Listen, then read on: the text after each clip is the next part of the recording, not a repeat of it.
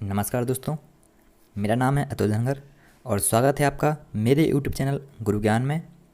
आज इस वीडियो में हम डिस्कस करने वाले हैं मध्य प्रदेश के प्रमुख जलप्रपातों के बारे में।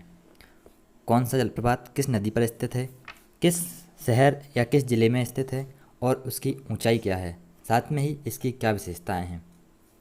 तो चलिए शुरू करते हैं।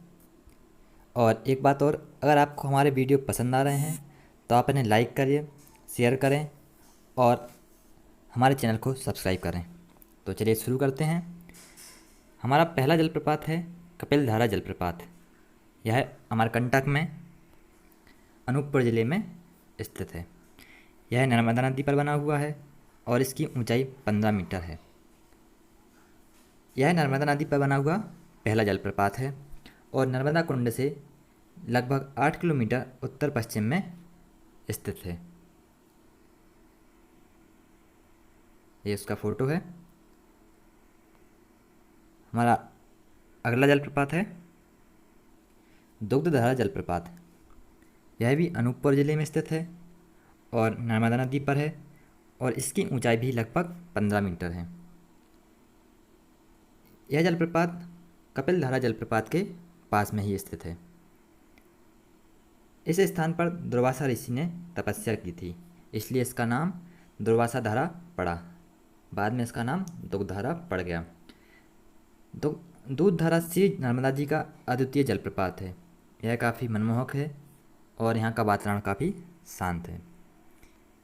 कपिलधारा जलप्रपात के बारे में एक बात तो बता दूँ, यहाँ पर कपिल मुनि ने तपस्या की थी।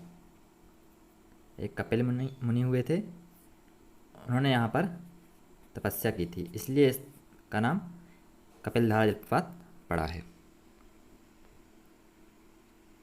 हमारा अगला है धुआंधार जलप्रपात। यह काफ़ी प्रसिद्ध है और यह काफ़ी बार परीक्षा में पूछा गया है। यह जबलपुर में स्थित है, नर्मदा नदी पर स्थित है और इसकी ऊंचाई लगभग 18 फुट है। धुआंधार जलप्रपात मध्य प्रदेश के जबलपुर जिले का प्रसिद्ध झरना है, जिसका जल सफ़ेद धुएं की तरह उड़ता है, इसलिए इसको धुआंधार कहा गया है और इसकी गूंज काफ़ी दूर तक सुनाई देती है। यहाँ पर संगमरमर की चट्टानें बहुत ज़्यादा फेमस हैं। हमारा अगला है सहस्त्रधारा जलप्रपात। यह भी नर्मदा नदी पर स्थित है और यह महेश्वर में स्थित है। इसकी ऊंचाई 8 मीटर है। यह ज़्यादा ऊंचा नहीं है लेकिन काफ़ी सुंदर होने के कारण प्रसिद्ध है। इसके बाद दर्दी जलप्रपात। इसका एग्जाम में आता है खंडवा जिला और या फिर आता है हंडिया और बड़वा के मध्य। एग्जैक्ट लोकेशन जो इसकी है वो है हंडिया और बड़वा के मध्य, जबकि इसे खंडवा जिले में माना जाता है। यह भी नर्मदा नदी पर स्थित है। अगला है मानधार जलप्रपात। यह भी नर्मदा नदी पर स्थित है और यह भी हंडिया और बड़वा के मध्य स्थित है, खंडवा जिले में। दर्दी जलप्रपात और मानधार जलप्रपात ये दोनों पास पास में ही स्थित हैं। हमारा अगला जलप्रपात है बहुटी। यह काफ़ी बार एग्जाम में पूछा जाता है। अब बात कर रहे हैं रीवा जिले के जलप्रपातों के बारे में बात करेंगे। बहुटी जलप्रपात यह बीहड़ नदी पर स्थित है और इसकी ऊंचाई है 198 मीटर या 650 फीट। इसकी सबसे प्रमुख विशेषता यह है, यह मध्य प्रदेश का सबसे ऊंचा जलप्रपात है। तो यह काफ़ी ध्यान रखने वाली बात है। सबसे ऊंचा जलप्रपात है बहुटी जलप्रपात। उसके बाद यह चचाई और केवटी जलप्रपात के पास में ही स्थित है। तो इसमें सबसे याद रखने वाली बात है, सबसे ऊंचा जलप्रपात बहुटी जलप्रपात है। अगला है चचाई जलप्रपात। चचाई जलप्रपात रीवा जिले में ही स्थित है और सिरमौर तहसील में स्थित है। यह भी बीहड़ नदी पर स्थित है और इसकी ऊंचाई है 430 फुट। बहुटी के पहले चचाई जलप्रपात मध्य प्रदेश का सबसे ऊंचा जलप्रपात था, लेकिन अब बहुटी जलप्रपात सबसे ऊंचा है। यह रीवा जिले के चित्रकूट पहाड़ी के किनारे चचाई झरना मध्य प्रदेश में दूसरा सबसे ऊंचा जलप्रपात है। यह 130 मीटर गहरा, 175 मीटर चौड़ा और 130 मीटर चौड़ा है। ठीक है। और इस जलप्रपात को भारत का न्यागरा भी कहा जाता है। हमारा अगला जलप्रपात है केवटी जलप्रपात। यह भी रीवा जिले में स्थित है, नई गढ़ी तहसील में, और यह भी बीहड़ नदी पर स्थित है। इसका स्थान भारत के जलप्रपातों में 24वां है। यह बात ध्यान रखने वाली है, भारत में 24वें नंबर पर केवटी जलप्रपात आता है। इसके बाद अगला है पुरवा जलप्रपात। यह भी रीवा जिले में स्थित है और यह टोंस नदी पर स्थित है। कौन सी नदी पर? टोंस नदी पर। और इसकी ऊंचाई है 70 मीटर। हमारा अगला है पाताल पानी जलप्रपात। ये इंदौर जिले की बात कर रहे हैं हम।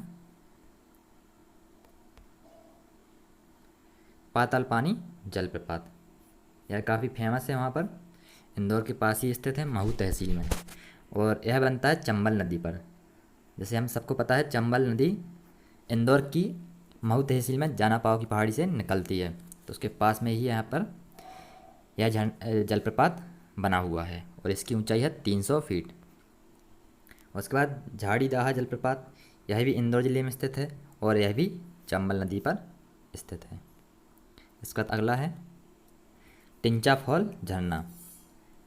यह भी इंदौर में स्थित है और इसकी ऊंचाई 30 फीट है।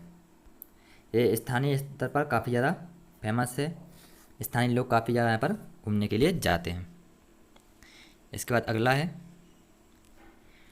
रजत जलप्रपात। हम पचमढ़ी के 3 जलप्रपातों की बात करेंगे, रजत, उसके बाद बात करेंगे डचेस, और उसके बाद बात करेंगे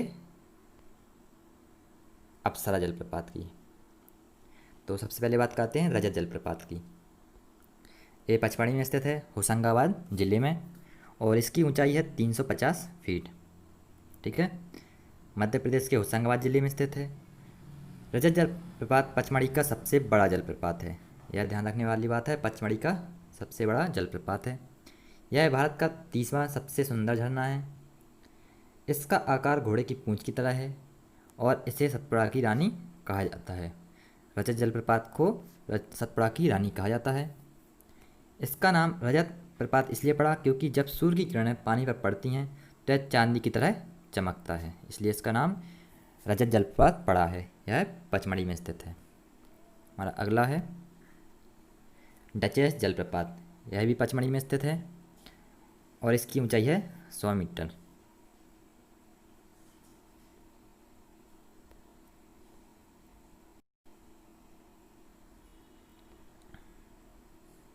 इसका अप्सरा जलप्रपात, यह भी पचमढ़ी में स्थित है और इसकी ऊंचाई है 30 फीट। उसका अगला देखते हैं। इनको याद रखने की, पचमढ़ी में स्थित जो जलप्रपात हैं इनको याद रखने की ट्रिक है अडर,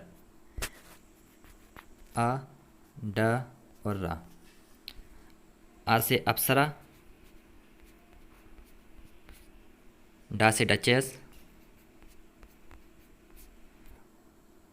और रा से रजत। यह इसको याद रखने की ट्रिक है। इसके बाद अगला है राहतगढ़ जलप्रपात। यह सागर जिले में राहतगढ़ के पास स्थित है और यह बीना नदी पर स्थित है। इसके बाद भालकुंड जलप्रपात, यह भी सागर जिले में राहतगढ़ के पास स्थित है और यह भी बीना नदी पर स्थित है और इसकी ऊंचाई है 38 मीटर। इसका अगला है पांडव जलप्रपात। यह पन्ना जिले में स्थित है और कैन नदी पर यह जलप्रपात बनता है और इसकी ऊंचाई है 38 मीटर। और इस झरने की खासियत है कि यह साल में सभी दौर में बहता रहता है। झरने के पास पांडव गुफाएं स्थित हैं। झरना एक नीचे जहाँ गिरता है वहाँ पर गुफाएं स्थित हैं जिन्हें पांडव की गुफाएं कहा जाता है। और इनके बारे में कहा जाता है कि पांडवों ने अपने निर्वासन के दौरान यहाँ शरण ली थी, मतलब यहीं पर रहे थे। इसके बाद अगला है काथा फॉल झरना, या फिर इसे गधा फॉल झरना भी कहा जाता है। यह भी पन्ना में स्थित है और इसकी ऊंचाई है 300 फीट। इसका भारत में 36वां स्थान है, ऊंचाई में 36वां जलप्रपात है। कुछ अन्य छोटे जलप्रपात देख लेते हैं मध्य प्रदेश के। केदारनाथ जलप्रपात। केदारनाथ जलप्रपात मध्य प्रदेश के अरावली श्रृंखला में स्थित है। ये जलप्रपात छोटे छोटे हैं, ये ज़्यादा पूछे नहीं जाते हैं, फिर भी इनको हम देख लेंगे। उसके बाद पियावन जलप्रपात। पियावन जलप्रपात मध्य प्रदेश के रीवा जिले के निकट स्थित है। यह रीवा जिले में स्थित है पियावन जलप्रपात। उसके बाद अगला है वी फॉल जलप्रपात। वी फॉल जलप्रपात मध्य प्रदेश के सतपुड़ा राष्ट्रीय उद्यान में स्थित है। तो ये थे कुछ महत्वपूर्ण जलप्रपात मध्य प्रदेश के, जो परीक्षाओं की दृष्टि से इम्पोर्टेंट हैं, तो इन्हें याद रखने की ज़रूरत है। और अगर आपको मेरी वीडियोस पसंद आ रहे हैं तो आप इन्हें लाइक कीजिए, शेयर कीजिए और मेरे चैनल को सब्सक्राइब कीजिए। और इस वीडियो का PDF आपको नीचे डिस्क्रिप्शन में मिल जाएगा। नीचे दिए नंबर पर मैसेज कर भी आप इसका PDF मंगा सकते हैं। Thank you.